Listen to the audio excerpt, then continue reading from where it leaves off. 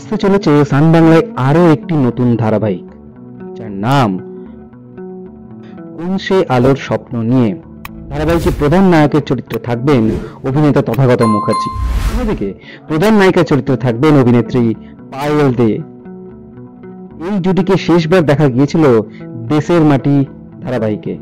প্রসঙ্গত, আসন্ন এই ধারাবাহিকটির প্রযোজনার দায়িত্বে রয়েছে বাংলা টকিজ এবং জানা যাচ্ছে এই ধারাবাহিকের প্রোমো ইতিমধ্যেই শুট সম্পন্ন হয়েছে এবং খুব শীঘ্রই সান বাংলার পর্দায় তার প্রথম ঝলক আসতে চলেছে।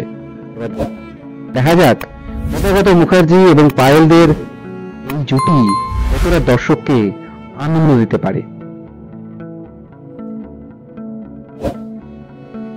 বাংলা ধারাবাহিকের সমস্ত রকম আপডেট পেতে আমাদের এই চ্যানেলটি শেয়ার করুন, লাইক করুন এবং সাবস্ক্রাইব করুন।